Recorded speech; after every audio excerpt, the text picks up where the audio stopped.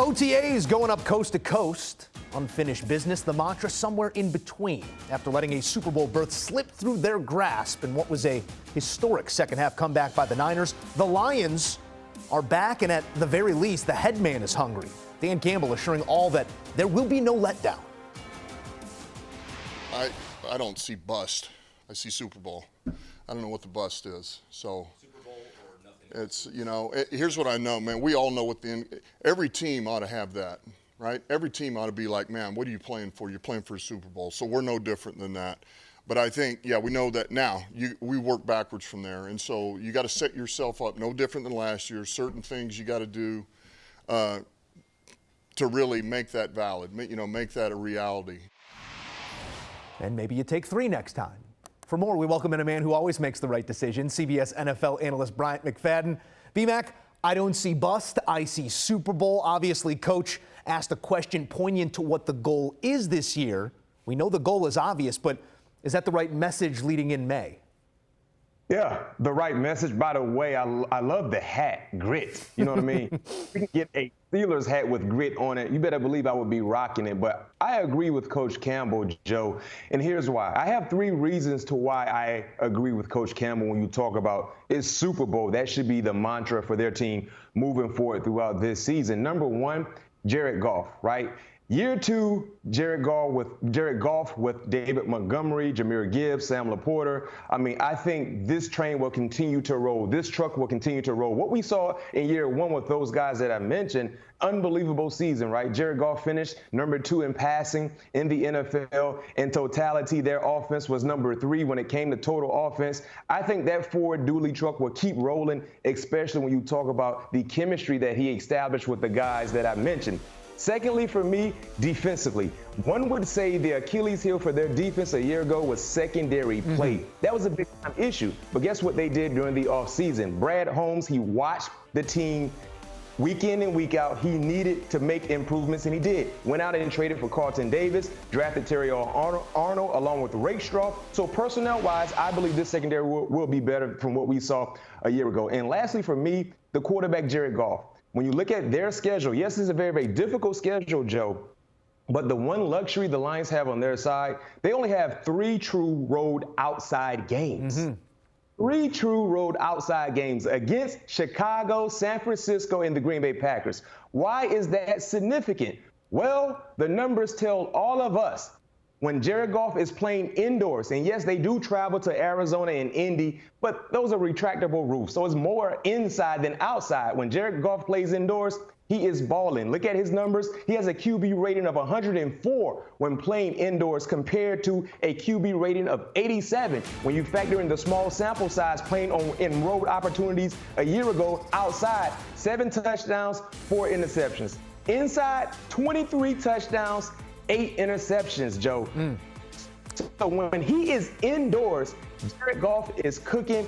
Like I said, only 3 true road outside games for Jared Goff. So when you put all of that into the equation, and one last thing I'd like to mention, I'd be remiss if I didn't mention this. Kick field goals, Coach Campbell, it's okay. You can just throw that into your repertoire of coaching. No question. I think they have a legit chance. Hey, offseason's all about adjustments, and that goes for the coaching as well. But fresh ink on a contract for the quarterback, fresh ink for one of the wide receivers, a talented running back, perhaps the best tight end in the game, not named Travis Kelce. All the pieces there, and as you mentioned, a bolstered back end on that defense. Clear to see why the focus is Super Bowl, no matter what month it is for this Detroit team. That was not the only quote coming out of OTAs here on Thursday. Daniel Jones was at the mic. He's in the final year of guaranteed money on that massive deal he had. A new weapon in the offense, yes. Says the ACL feels good, but this is really a weird spot. We sit on Sundays and we watch this game. We also listen to some Giants fans up close and personal about how they feel about their quarterback situation. Giants front office was shopping for a QB, and not quietly at that. What does DJ have to do to inspire the type of confidence that earned him that $82 million of guarantees? Joe, he has to win ball games for the Giants. No excuses. He has to find a way to win. Number 1, remain healthy, right? Health is the first factor for Daniel Jones. But when he is healthy and he's on the football field, he has to execute. They got to win ball games. You just gave us a cool nugget in regards to Daniel Jones. This is the final year of what? Guaranteed money.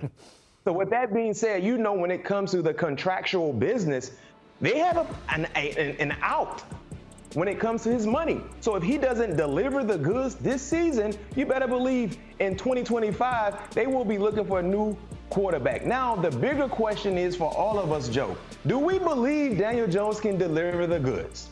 Do we? We've been waiting. I mean, he's a vet in the National Football League, and we still don't know. So that's almost kind of like indirectly answering our question. Mm-hmm. Do we think he can get the job done? So I don't know. I guess I'm a bit optimistic, like most Giants fans are. But do I really believe he can get the job done? I side with maybe not, then maybe yes. And when you look at what is surrounding him, how much improved would the offensive line be, Joe? We don't know. They've been trying to rectify the offensive line for the last decade, it feels like. They haven't hit, right? You look at a year ago, Daniel Jones played in 6 ball games, Joe. He was sacked 30 times. That's 5 sacks a game. You don't do that. You don't allow that to happen. So if the offensive line isn't much improved, I don't think we will see more improvement from Daniel Jones. So we have to wait and see. But this has been a question almost every year with Daniel Jones. Yeah. Is he that guy, right? This might be his final opportunity to really answer that question because of the nugget you gave us. This is the final year of his guaranteed money. Hey, we'll always have those 45 minutes in Minnesota, won't we?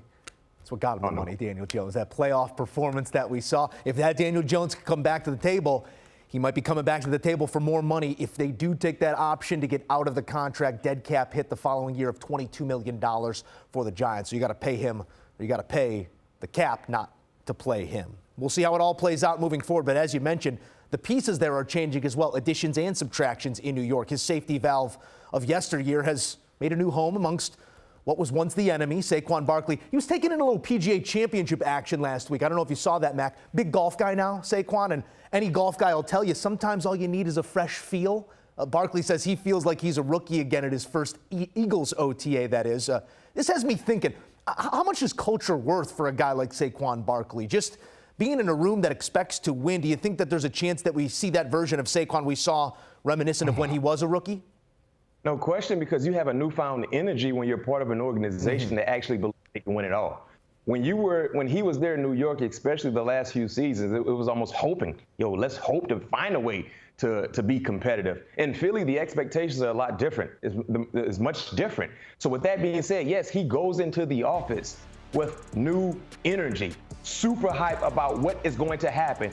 And then when he is in the offensive meeting room, Joe, you got to feel good when you look to your right, you see Jalen Hurts. Mm-hmm. When you look to your left, you see A.J. Brown. When you look forward, you see Devontae Smith. When you look behind you, you see Dallas Goedert. Like when you see all of these guys, and then if you look to the right, you see Lane Johnson. I mean, of course you're going to be fired up. So the expectations are high for Philly offensively. The expectations are super high for Saquon. I'll throw out some numbers. So you talk about Saquon saying he feels like he did when he was a rookie. Remember that year he had over 1,300 yards on the ground rushing. I can see that as the bare minimum for Saquon this year if healthy. That's the bare minimum. Running the football, I see around 1,300 yards. When it comes to receiving yards, I see around 500. I'm talking about I expect to see around 1,800 total yards from scrimmage from Saquon Barkley based on his skill set and everything that is surrounding him. Because one thing I know about Philadelphia, and you know as well, Joe, this has been a team, even though it was kind of a down year a year ago running the football, they still were top 10 in the National Football League when it came to rushing. But this is a team that has been known to run the football with running backs that don't mount up to what Saquon Barkley is, to who he is as a player. So when you throw Saquon Barkley into this scheme, when it comes to running the football effectively, along with Jalen Hurts, who can become a +1 in the running game, no question, Saquon. I just gave you out some numbers. You gave us the soundbite. You feel like a rookie again. Well, your rookie year for New York, behind an offensive line that is not as good as you currently have, you gave us 1,300 plus. I expect to see at the bare minimum those same numbers running the football. So the expectation has been set here for Saquon Barkley. No doubt going to be the best offensive line he's ever ran behind here as a professional. Bryant McFadden, he's here on HQ. That means football is close. Yes, sir.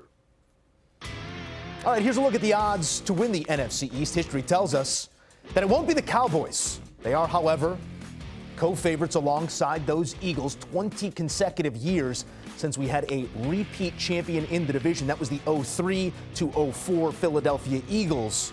Those Eagles with the best odds to make sure that that streak continues, with the Cowboys winning it a year ago.